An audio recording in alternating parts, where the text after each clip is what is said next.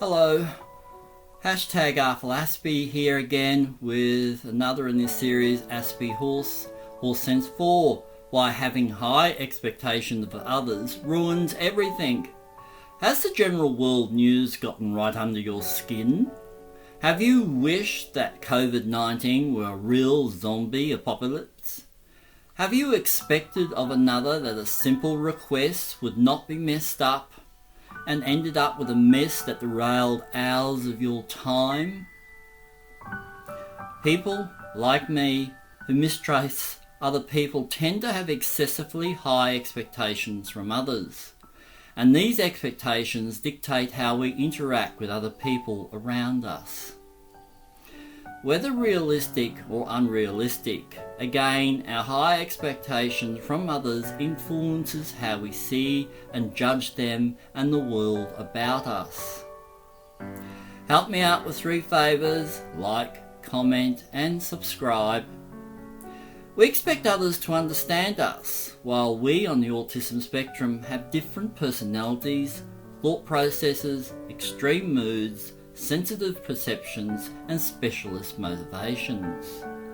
I doubt the real ability of anyone to mind read others. However, one expects others to accept our opinions and do things the way we want. Good luck with that for anyone. Obviously, people fall short of our high expectations, so slowly this may turn us into people haters, especially if there has been unreal expectations demanded of us. This will ruin everything we value.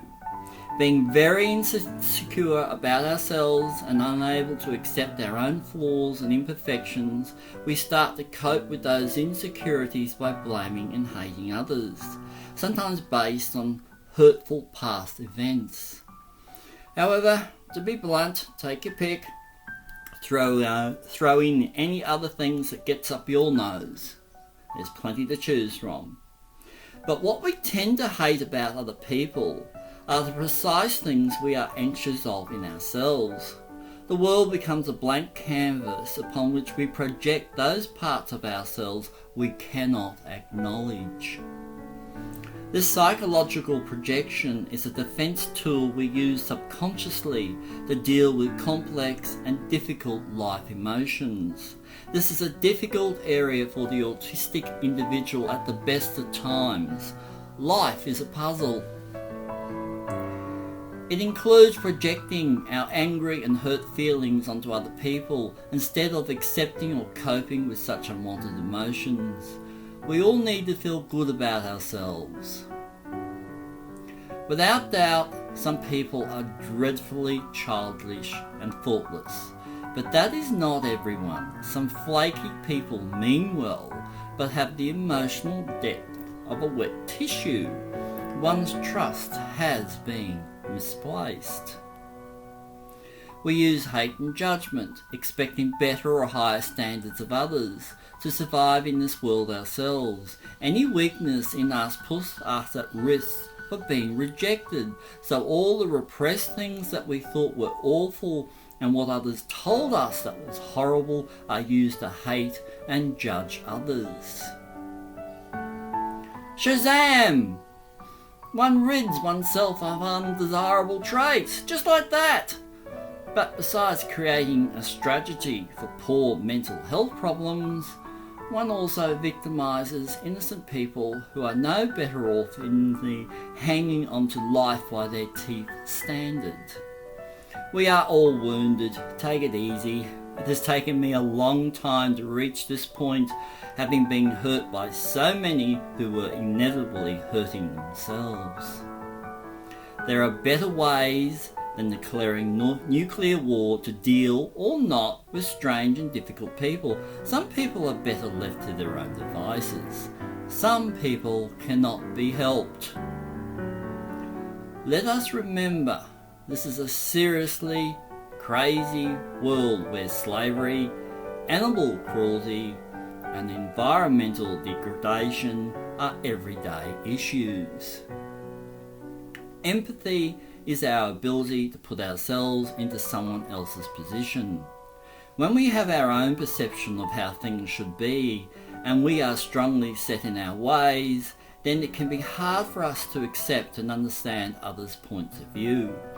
The personal is political, also termed the private is political, is an old slogan which tells us what we think generates much of the bigotry, racism, and any other ism you can conjure. This is not easy. Even broad-minded and tolerant people can and rightfully question different beliefs. For example, sexual mutilation for religious reasons, destruction of rare species for traditional medicine, and greed is good.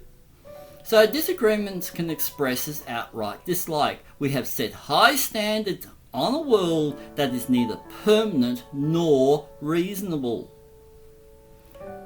Instead, consider whether you lack compassion for yourself, and you will lack compassion for other people as well. Accept yourself as you are, and that empowers you to accept others without feeling the need to dislike them. Change for the bad things in life requires commonsensical approaches by skilled negotiators who have visions for a sustainable future. We encourage this by making better choices and taking responsibility for the standards of the politicians, celebrities, religious leaders, business managers, and bureaucrats we depend upon, as long as we also do the same. Thank you for viewing. Please like, comment, subscribe, and share.